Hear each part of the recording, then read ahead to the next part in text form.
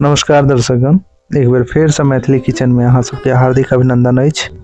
आई आलू के चॉप बनाबे जा रहल छी, जे कि मिथिला क्षेत्र में बहुत ही प्रचलित छे और लोग एकरा नाश्ता में जे छे से खूब खाई छथिन। तो ईटा केना बनते वीडियो में सेटा अहाँ देखबे। एमे की सामग्री चाहिए और दर्शक गोटा एमे जे सामग्री लगे छे से हम डिस्क्रिप्शन में यूट्यूब चैनल से हो छे, ओय में जाके अहाँ देख सके छिए। ओय में सामग्री और ओकर मात्रा जे छे से सब किछ उपलब्ध रही छे, तो ओय में अहाँ के देख क बना सके छी। तो एमे सबसे पहले हरा मिर्ची जे छे 3टा राखल गेलिए, ओकरा कटिंग क क रेडी कयल गेल छे और साथ ही साथ अदरक जे छे सेहो काटल गेलिए और तकरीबन 5 से 6 टा जे छे से आलू छले उबलल, ओकरा जे छे से पूरा मैश कयल गेलिए।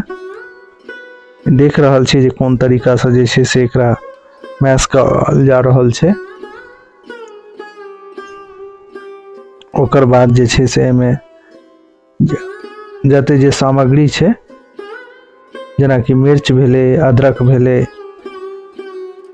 इस तरह जे छे से एमे डालल गेलिए। साथ ही साथ नमक, ओकर बाद जे छे किछ लहसुन जे छे ओ कूटल गेलिए और कूट के जे छे से डालल गेलिए। दोसर तरफ अहाँ के एकर जे कोटिंग हेते बेसन के, जे कि एमे डुबाल जेते सेटा तैयार कयल जा रहल छे। बेसन छे 1 कप, ओय में अहाँ के हाफ चम्मच नमक डालल गेलिए और लाल मिर्च ई सबटा डाल के जे छे घोरल जेते। आ उम्हर जे आलू जे मिश्रण तैयार कयल जा रहल छे ओय में अहाँ के नमक सेहो डालल गेले। नमक, हल्दी ई सबटा जते जे से में डाल के मिलायल जेते। दोसर तरफ अहाँ देखिए रहल हेबे जे एकर कोटिंग छे, कोटिंग में सेहो हल्दी और नमक डालल गेले, मिर्ची सेहो छे। अब एकरा आपस में जे छे से मिलायल जेते।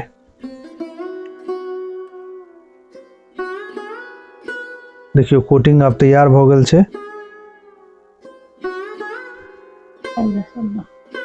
और जौन ई अहाँ के कोटिंग भ जात तहन में खाय वाला जे सोडा होइया ओहो जे छे से 1 चुटकी डालल जाय छे। अब ई आलू के जे मिश्रण छे से तैयार भ गेल छे। एकरा जे छे से एकटा हाथ से जे छे से दबा के एई शक्ल में अहाँ के बना लेबा के और ओकर बाद जे छे देख रहल हेबे जे छोटा छोटा पीस जे छे एई आकार के बना लेल जाय छे। ओकर बाद एकरा बेसन के घोल में डालल जेते। सबसे पहले अहाँ के गैस पर जे छे से तेल गरम कर लेबा के, जेना कि अहाँ देख रहल हेबे वीडियो में, और ओकर बाद जे छे से ओकरा बेसन के पेस्ट में डुबा के ओकरा एना एई तरीका से डालल जाय छे।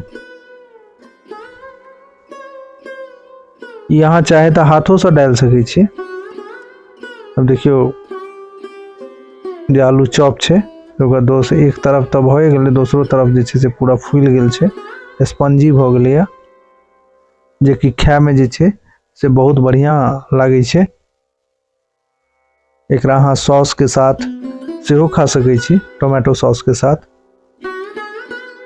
और चटनी जे छे नारियल के चटनी वगैरह सेहो खा सके छी, जे कि टेस्टी काफी ज्यादा लगे छे। तो दर्शक गोटा ई वीडियो टा अहाँ के केहन लागल से हमरा जरूर कमेंट के माध्यम से बताएब और साथ ही साथ चैनल के लाइक और सब्सक्राइब जरूर कर लेबे, क्योंकि अहूँ सब जानै छिए जे वीडियो बनाबे में मेहनत लगे छे।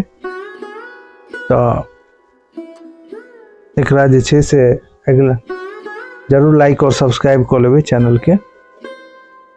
और फिर से हम आबै छी एक नया वीडियो लक, तो तब तक आज्ञा दिया हमरा और साथ ही साथ अब हम अपन वाणी के एते विराम दै छी। जय मिथिला, जय मैथिली।